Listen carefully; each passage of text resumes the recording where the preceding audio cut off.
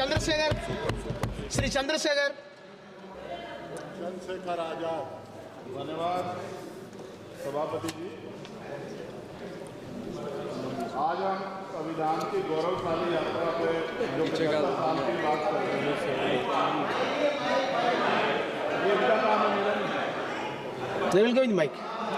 धन्यवाद सभापति जी। आगे सर, आगे। आज हम संविधान की गौरवशाली यात्रा पे बात करने के लिए चर्चा कर रहे हैं। कल से ये चर्चा चल रही है सर। मैंने बहुत सारे दोनों पक्ष के और जितने भी हमारे मेंबर हैं सुना सर, उनको बड़े बड़े नेता हैं सर। इसके भाग 1 में लिखा हुआ है India that is Bharat, Hindustan नहीं लिखा हुआ है सर।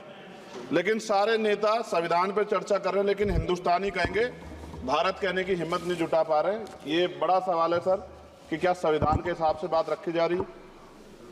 मैं धन्यवाद दूंगा फूले साहू बाबा साहब अम्बेडकर को और मेरे नेता मान्यवर साहब श्री काशीराम को।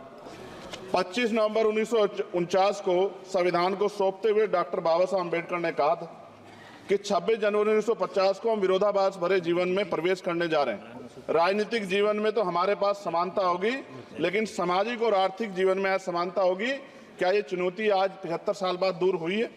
भारत ने 26 जनवरी 1950 को संविधान लागू होने के साथ खुद को एक संप्रभु लोकतांत्रिक और गणतांत्रिक राज्य होने का ऐलान किया।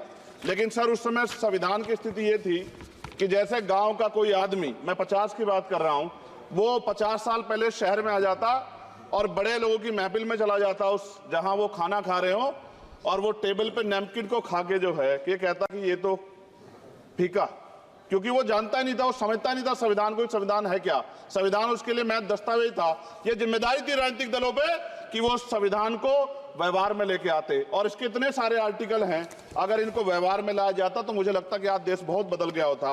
बाबा साहब ने कहा था कि लोकतंत्र भारतीय भूमि का केवल ऊपरी पोशाक है, उनके अनुसार यहाँ की संस्कृति अनिवार्य तौर पर लोकतांत्रिक है।